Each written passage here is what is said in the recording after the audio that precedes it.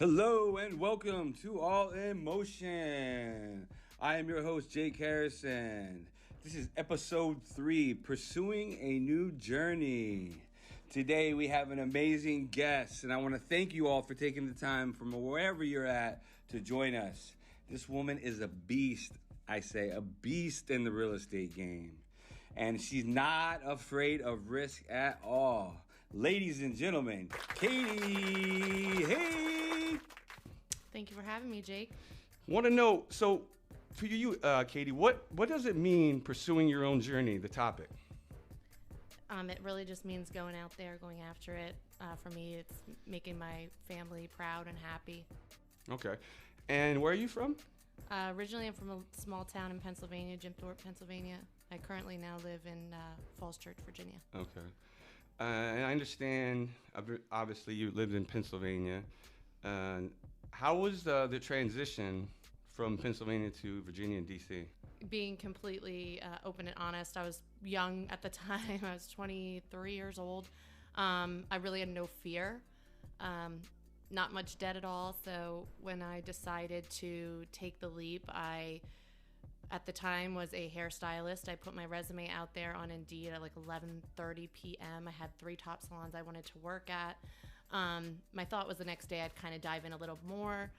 But when I woke up at 6:30 a.m., I had an inquiry from the top salon I wanted to work at. So I just reached out. I was out here about 4 days later. I did my first interview. I came back out another 4 days later, and I did my hands-on interview, and I moved out. I just asked them for 2 weeks, and then I moved out here. So the transition for me wasn't hard just because of where I was at in my life, and I was ready to take the next step and move to a bigger city and just have that better lifestyle. That's awesome. And so what do you currently do right now for a living? For a living, I am co-owner of KMC Homes. It's a real estate business. We are an umbrella underneath Compass out of Arlington. So essentially I sell houses. Do you like doing that? Oh, I love it. I do love everything about it. Just down to buying, selling, helping investors, helping first-time home buyers, helping somebody that maybe at one time, without getting into depth, was quite a bit upside down on some tax liens and thought it was impossible to sell her house. And it nearly was, but we got it done. Nothing's impossible, right? So it really just depends what situation someone's in and where they're at and how we can help them. Right. So I kind of want to dig into, you were really successful as a stylist. You were killing it in Old Town. And you already basically answered the point about three firms that you were looking at. But what made you to decide to, after making all of that money, decide to want to go into pursue a career in real estate? So I was obviously doing very well in hair. I filled out my book really fast, and I did enjoy it, right? It's, again, a client-based business, and you do get a lot back from your clients on a day-to-day basis. But I did see a ceiling there for myself, meaning, I knew there was always more money to be made, more people to help. It's just when you're doing hair, you only have 2 hands and maybe 2 or 3 assistants is max, and there's not really much you can do beyond that. Where when I looked at real estate, there's just endless possibilities. No matter if you're buying, selling, you're on the investment side, buying holds, flips, just so much down to once you're in that other swing of things, you'd be a hard money lender. There's just so many different ways to make money, to help people, and to give back, really. So that's really why I made the jump, and I enjoyed real estate. I enjoyed homes. I love the staging aspect, just everything about it. So that's what took me down that route. And then I guess maybe the twofold to that is it did happen pretty quick. I am it's a commission-based business, right? And so was hair. And so was hair. So I had to kind of decide what I was going to do. I was doing well in hair, but in commission-based business, you got to go all or nothing. It's take the jump, and that's what I decided to do. So even though I was doing well in hair, I just said, you know what? I'm going to go into this. I'm going to give it my all, just like I did when I moved out here. Like, I did not want to fail. I'll always fail forward, but I'll never fail, and just leave it at that. So that's kind of that's kind of the gist of that. So, like, I kind of go back, and I think you spoke briefly on it, pursuing your journey. I know you kind of talk about it. Can you go in a little bit more depth in that? Like, does that, I know you spoke just really quick about it, Yeah. like diving in, because that's kind of what it's about, like your career and people making that decision, pursuing your journey. So for you, not just in your career, but looking at other adventures and other goals in your life, like going back to the overall. Can you dive a little bit more in depth with that? Sure, absolutely. So, obviously, I just had this number in mind as a young girl. I was like, oh, I want to make $250,000. Like, that's a year. Like, So, I don't. Money was important? Yes, money was important, but it was also important because my brother's a single dad, and I knew those kids never had their mom, and I always wanted to, help them too. So it was always like, how am I going to help with college? How am I always going to be able to pay for sneakers, new school shoes, this, that, Christmas gifts? Like, even though I didn't have, children of my own going into it, I just wanted to be able to take care of them as well. So money was part of that, obviously, right? But it really is, my big why is my family. My nieces and nephews, my siblings. I am the youngest of 4, so how am I going to take care of my parents when that day comes? So really, my family is my big why, which is probably everyone's, but that's what made me dig so deep. And when I started in real estate, so if somebody's looking to actually get into real estate or leave a really good career that they do enjoy, because if somebody were to ever ask me, it wasn't that I didn't enjoy my career in hair. It was more, how can I give more to my family? How can I make more so that I can give more? And when I got into real estate, I knew that it was going to be tough, right? One time somebody was joking and was like, yeah, everybody wants to be in real estate, but that first 5-year financial climb is a doozy, because it is, right? It is a lot of clawing and just failing forward is what I would like to call it, because you learn from all your failures, right? So when I got started, I went right onto a team. You want to look for a really successful powerhouse team in your area that's doing a lot of units, a lot of business, and really is really deep into social media, internet leads, that type of stuff. This business is a relationship-based business. Of course, we call that, I like to call it a relationship-based. It is a lead generation, but you do keep up with all those leads. You keep up with those relationships so that it keeps coming back to you. I was on the team for about 1.5 years, and then my now business partner, he was on the team for a short period of time. He went back and worked at Scott Trade for some time, and then we circled back. He said, hey, whenever you're ready to get out there and do this together, call me. I called him. He put his 2 weeks in at Scott Trade, and we started. We started our business, KMC Homes. We started with $0 in the bank, so it was really any of our personal money that we had to put into it. The first 2 years they were tough, right? We did accumulate some debt, but whenever we just shifted our numbers, whatever more we had to give back to the business, we cold called all day. We made calls. We called our sphere, just anyone to create those relationships that would create the business for us. And then anytime we had to shift, which again is failing forward, so wherever you got to shift gears, whether it's hey, you're paying $800 a month to this thing, or $2,500 a month to this lead generation, it's not giving back, you got to shift gears. So it's really about being able to hang on and make it through all the uphill climbs, because a lot of times people want to give up. And if you really want something and you want to build a business, you have to put all your effort into it. You have to. You brought up something very interesting. From what I do know of you, you were the only girl out of your family, right? All your siblings were brothers, correct? I do have one sister. Oh, yeah. you do? Oh, shoot. Yeah, that's okay. No. I want it because that's my fault. No. But still, though, it was how many brothers and sisters? Just one sister and two brothers and one sister, okay. And then they all have kids. Right.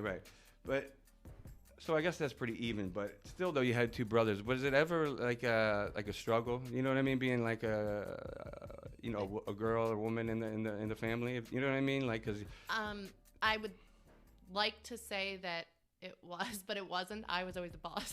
Being right. the youngest, I had great siblings. I had great parents. They were always rooting for me, right? Like anything that I wanted to do or journey that I took on, and they are so proud of me no matter what turn I take or where I'm headed or what I tell them I'm doing next. They're very supportive, and that's a great thing to have the support. And do you see that like being a challenge at all, even when you got on a stylist and then transition into being a realtor? Have you ever found yourself, men trying to dominate? Because I did some research and I found it looks like, I could be mistaken, but it looks like the research that I looked up, women for the most part dominate the real estate industry. Yeah, I mean, sometimes when like dealing with our investors or maybe builders, like they might take more to my male partner, and that's fine. But I mean, it's never bothered me any. Women do dominate the industry for sure. There's a lot of us, but I've never felt any type of way being a woman, right, in the industry. And what about like this area? So can you explain to people so they can have a better understanding? So there's DC, Maryland, and Virginia, and a lot of people, and I say DMV, they're like, are you talking about what's it, the driver, what is it? Department of Motor Vehicles? Yeah. I said, no, it's DC, Maryland, Virginia. So I just wanted to get your input and your experience on, compared to other markets, what do you think differentiates the DMV compared to, let's say, New York, Boston, Chicago, Southern Florida? A lot of people from California are moving to Texas. So Austin, that market's probably big. So what do you think is the biggest the biggest thing that differentiates DMV from the rest of the country in the market here? I would say this one big thing is it's a transient market, right? 3 to 5 years, you have soldiers PCSing here all the time. Everybody's here for a job. So I would say it's the government. Even during the crash, I think that this area probably bounced back the fastest, and didn't take the hit that some other parts of the country did. We sell a lot of houses here for sure, and it is because people are transient. Everybody's here for a job. At least a large portion of people are here for a job, so that's probably the biggest, factor there. And our houses here, they appreciate. They're always on that uphill. So.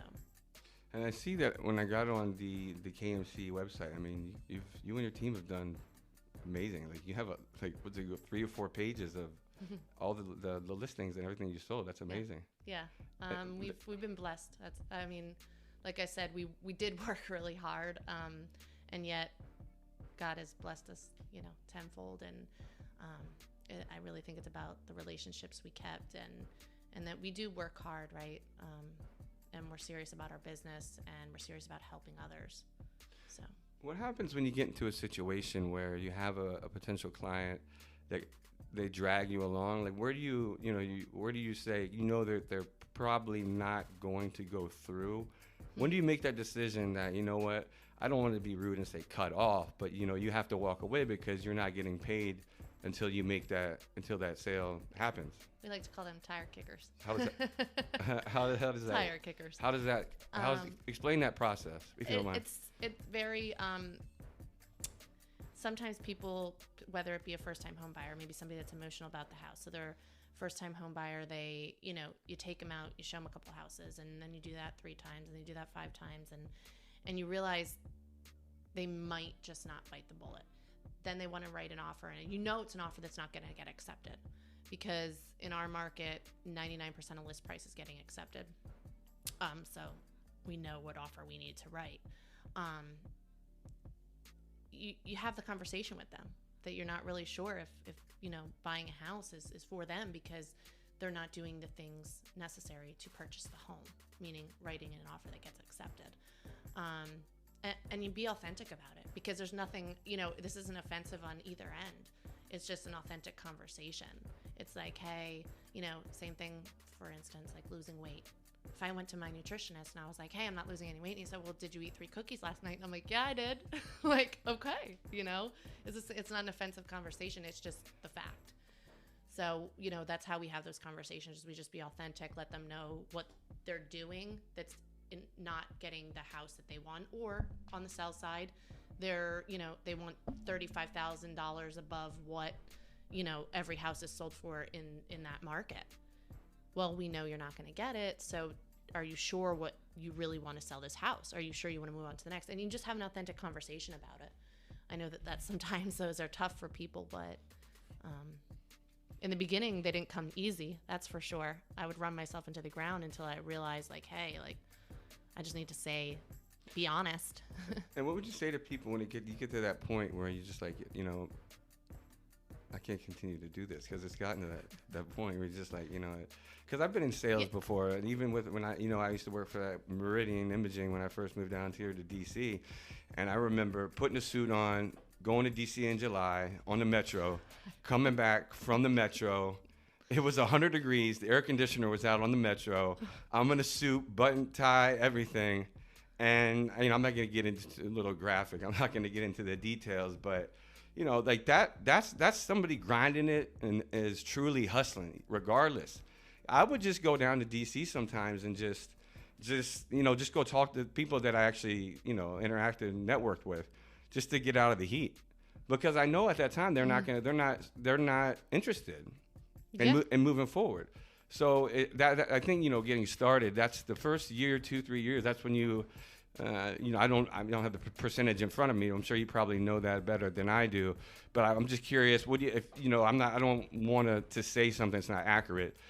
What would do you know those statistics on realtors? Like, how long you don't say the facts, but actual agents make it in the market? Yeah, would you? Only about 20% of people. Is that accurate, the facts? Yeah. Okay. So only about 20% of people, it's probably not exactly it, but that's the number we go off of, right?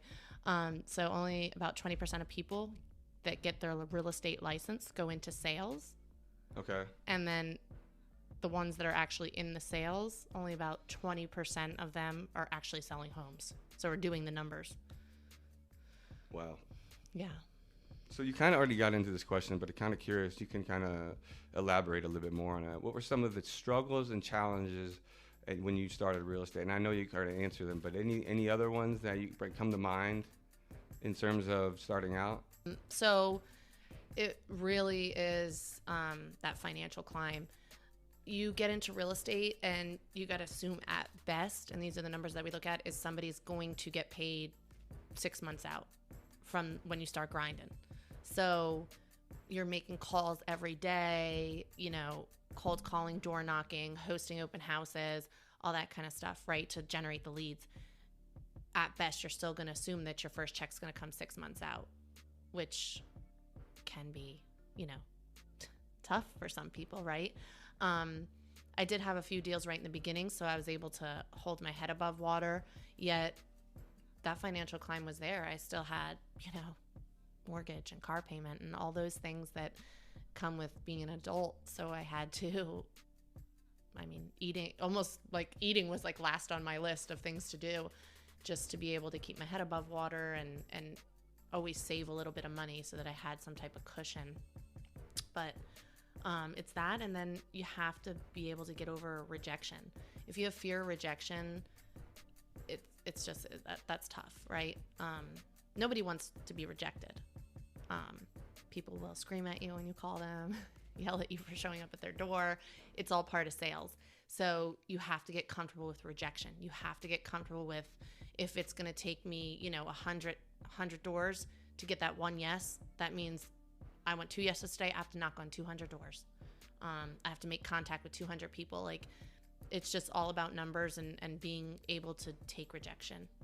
Was there ever a situation in particular you remember that it's like, if you put a picture up, like this was the guy or woman, and we won't say anything inappropriate, but just one story to entertain the audience, that fact that there was just one person out there that you were like, it really, I have a friend that does, roofing, mm-hmm. and he tells me he deals with all kinds of interesting people, but there's a few that really stick out in his mind. He has to bite his tongue just to be.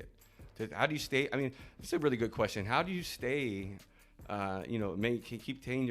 Maintain your composure and be professional when you have those type of situations. Sometimes it's hard. A little funny story. We were helping a woman that was a hoarder, and my business partner and I were there, and she just used to boss us around and yell at us. And oh man, so we had cleaners coming in, and we're like, this stuff has to go, whatever. She started screaming at my business partner to go find her cane because it was a hoarder now. So she used the boxes and she had this little hall that she would walk through boxes and just garbage. And that's what she would hold on to. So she starts screaming at my business partner that he needs to go find her cane. And it was, a lot of vulgar words and all this stuff because how dare we remove all the junk and boxes from her house that she helped her to stand up and walk to her house. So that was a funny one. And she gave us such a run for our money. I'll never forget her. She was great. At the end of the day, she sent us so much business, which is crazy, right? Because we helped her in such a way that a lot of other agents ran away from it. Today, I don't know if my business partner and I would have take that on today because it was such a large job. And today we might not have the time for that, but then we did. So, I don't know, we're a little crazy. We'd probably still take it on today, but it was a lot of work. But she was great. So you never know where you get business tenfold, and we helped her in a way that she'll never forget. And she refers tons of people from her synagogue, and she's just an awesome woman. So she's funny. Do you all measure your retention in terms of clients? Do you know the percentages and numbers on that? We measure everything. Down to, every penny spent, where we're making our money, where all of our client retention. Exactly. They bring in clients back, right? Yeah, right, we right, do right, all right. of our, yes. Mm-hmm. So repeat, you're pretty, obviously that's fine, you don't have the numbers, but in terms of, you have a really good client base that people can obviously trust you, they have a good relationship with you, and they come back. Yeah, a large portion, I would say 75% of our business is repeat and referral. Oh, wow. Yeah, it's a large portion. Okay. So I want to know, how has real estate changed you? You could go on forever about this. Yeah, I'm sure I could go on forever about this. It's changed me dramatically, honestly. Just the way I look at life, the way I look at people, how I handle situations.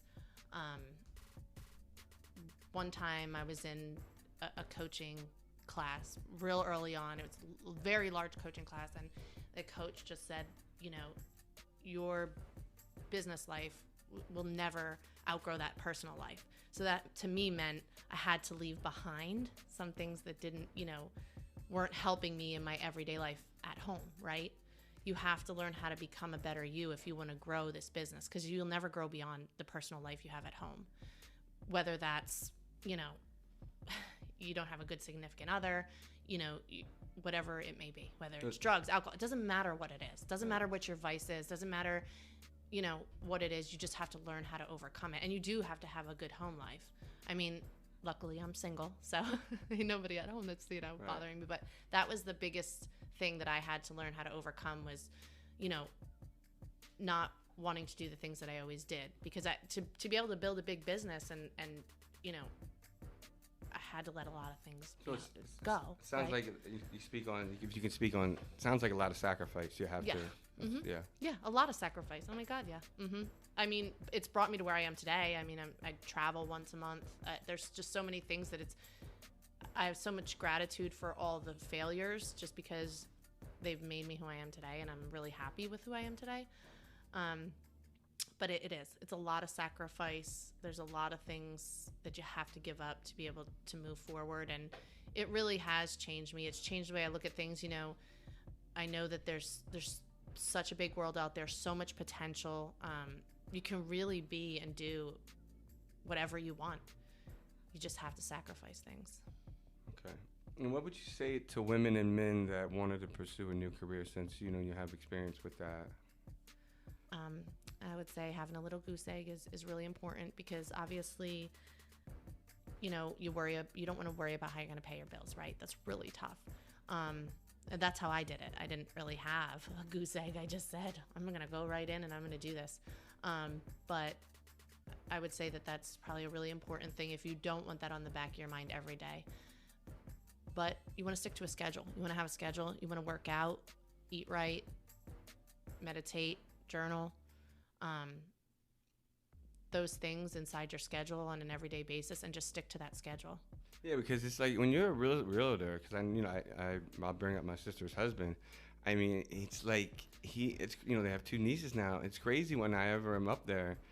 That dude's working because he's a broker, so he has his own business, just like a realtor. Mm-hmm. But like he has his own firm, right? Yeah, his own firm, and like he'll step out on the weekends, like because he's managing buildings. He's I don't know how many, but it's like 5 or 6 buildings. He's obviously dealing with developers and clients, and it's the same thing with a realtor, but it's like it's a way different type of occupation because you are working 24/7.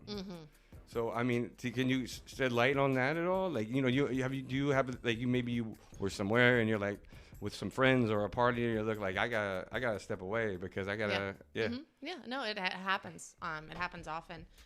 I think once you have a good business established, and then you do have your, whether it be your assistant but you can't throw everything back on your assistant. It's 8 p.m. and he or she's not working. You still have to take that on. And a lot of things today are texts. So it's coming directly to my phone, right? I have to answer them but I do say, if you have a family, I don't. Again, I'm single, no kids. I think that if you do, they come first. So that goes back to a schedule from, whatever it is, 6 to 9 p.m. or Monday, Wednesday, Friday. Like, you have to have a schedule that's, I'm going to sit down with my kids, I'm going to do their homework, or I'm going to be the one to put them to bed, or I'm going to do bath time, whatever that may be. I think that's so important. This is, again, speaking from not having children, yet I do know that that's the most important thing. I make time for myself, which is different. So it's, I just came back from Colombia. I was in Colombia for 5 days. Yeah, I saw that. Looked like a lot of fun. Yeah. Were you riding horses? Yeah, I was riding horses in the mountainside. We went out to, it was really, really nice. But, in 3 weeks before that, I was in Vegas for 5 days. Those are times for myself, right?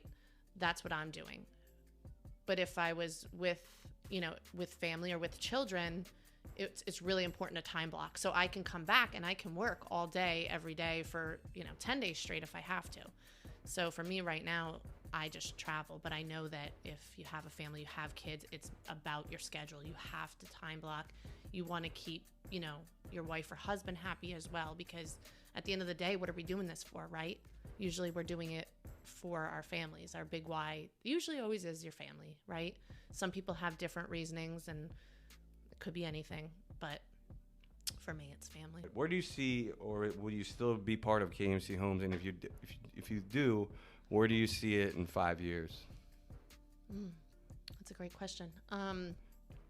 In 5 years, I see us fully operating and just working outside the business and working on it, not inside of it. So basically, you want to grow to the point where it will actually open something else, and someone you'll be managing it instead of actually working for the business. Exactly. So we would have, our head agents, and then pretty much our head agents, people that are, working, not for us. I hate to say anybody's working for us, so like partnering with us. And then also our admins and, anybody in the social media side of that, however many people we need there. And then we just work outside of it. So, hey, how can we help this agent, do more deals? How can we help, our admin, whatever resources we can be to them, or, it's just about building it and building it big enough that we work outside of it and can just work on it. That's cool. And then you just touched on this by traveling, but this one is basically, how do you get away and take a break from everything, especially real estate? What do you do? And you kind of already answered it with, you were in I think Las Vegas and Colombia, but just we're outside of traveling. Like, how else do you find, peace to just, I need to get away and just take a break? If it's on a daily basis, the gym, because I put my phone down for that full hour and 10 minutes or hour and 20 minutes, whatever it is, I leave it in the locker. Which I don't ever do. You know, my phone is always in my hand. I think that's a pet peeve for some people, but it is what it is at this point. So that on a daily basis. And then when I'm just like, oh, can't do this, I run home to my family. I have, you know, 4 nieces. Oh, I have 1, 2, 3. I have 3 nieces and 4 nephews. So I run home to my family and, you know, I spend time with them. And we, like, you know, it's fall now, so sit around the campfire, drink wine. You know, if it's summer, go in the pool, just hang out, right? And be with them and be present. Right. I know you have some friends back home. Did you ever want them to come out to the area to, you know, try out? 100%.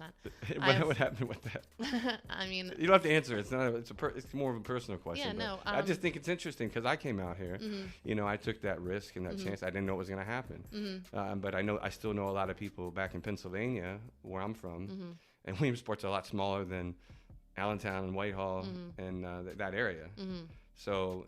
Not to knock that, but there's just the opportunities and the networking and things of that nature. Definitely not in certain parts of Pennsylvania. I'll say that. You know, I think people sometimes they don't realize if you take that leap, and it may be scary. Right. What's waiting on the other side is usually so much bigger. The scarier it is, the more challenging it is. And again, in my real estate business, so the scarier it is, the more challenging it is, the higher dollar figure we're paying for this, whatever. It's scary, right? It usually pays you back tenfold. I mean, you do have to put in the work, right? I do have friends that I wish would have came out here, right? And could have built big lives. Right. Yet, I'm okay with everybody living the life that they truly desire. Because at the end of the day, I think there's people that make it all the way to the top, but they have mental illness, or they have struggle with addiction, or they struggle with just everyday life, or they're struggling in their marriage. And you made it to the top, but what do you have now? You put the car in park and you look around and it's just you. And then you ask yourself, are you really happy? And sometimes people aren't. And so it may not be that, you know, I've tried, you know, I've been climbing this mountain of success and all those things. So I try to look at people for who they truly are and what they truly want out of their lives, right? And my grandmother's a huge example. I mean, God bless her now, she's passed, but she was okay with being at home her entire life. She was so happy. She died happy. As long as she had her family, she cooked, and that was her thing. And there was nothing more she wanted out of this life, right? That's not me. I'm a complete opposite of that. And that's okay, you know? Right. She never knocked me for wanting bigger things, right? So I try to just look at everybody and say, hey, you know, it's the life that they want, and I support them, especially when they're the people that I love the most. So before we wrap it up here, is there anything you'd like to touch on that we didn't speak about? And we plan on having you back, and I'll say that here shortly, to talk, because I believe as we grow, the idea is that all emotion is about, we're all emotion. We're always trying to move and get to that next goal. Everybody is in the world, especially in America. We're always trying to get to the next thing. And a lot of it drives us is the monetary money. And, you know, having you back on will obviously be about different subjects, but definitely there's a lot of people out there that don't know even how to become a realtor. So that could be, you come back on, we can go more into that. We can go, I mean, it's very broad. We could talk a lot about a lot of different things, but for this, is there anything about that? The concept of this interview is, transitioning over to something new. Is there anything, I'll give the floor to you, and anything you'd like to say before we wrap it up and close out? I mean, when it comes to transitioning something into something new, of course I was terrified, right? I had that feeling every day of, how am I going to make it? How am I going to survive? When I do look back at that girl, I feel bad for her. She was struggling, right? Especially during the transition, because it was tough. Financially, it was hard. There was a lot of things going on in my life at that time too. So it was probably one of the hardest times in my life. When I look back at that girl, I feel bad for her, right? I don't even like to look at pictures from that transition. And it had nothing to do with, a little bit to do with real estate transition, right? And just starting in something new and being so confused. And there was just a lot going on in my life, and it wasn't just the transition. So, but I made it out. You always make it out. If there's something you want, you have to go for it. You have to jump, because on the other side of that, it can be so beautiful. and don't ever stay somewhere where you don't belong. Don't do it, because you'll always look back and wonder. That's awesome. So how can people reach out to you if they want to get in contact? If you're okay with sharing? Yeah, of course. I mean, you can look me up. I'm all over the internet, right? Right. I can't get away from anybody. So you can reach me on my direct line, which is my cell phone, at 484-629-5624, and then my email address is my first name, Katie .Heydt, my last name HEYDT@compass.com. You can also check out our website. Yeah. You can pretty much find all my stuff on whether it's they can Instagram. Find you on, they can find you on KMC, the website for KMC. Or my Instagram, anywhere. You can really reach me anywhere. Drop my name in Google and Katie Heydt, and you can follow all my handles too. Cool. So Katie, thank you so much for stopping by at All Emotion podcast to share your story. It was a pleasure having you on, and we look forward to having you back. Also, everyone, please be sure to follow All Emotion Podcast on Instagram at All Emotion Podcast, YouTube, and Spotify. Also, if you'd like to contact us or give us feedback on a specific topic, something that you would like to hear our future guests talk about, we'd love to hear it. You can email at allinmotionpodcast@gmail.com. I want to say this is Jake and Katie. Thank you so much for taking the time, and we will see you and talk to you soon. Thank you. Stay tuned. Thank you.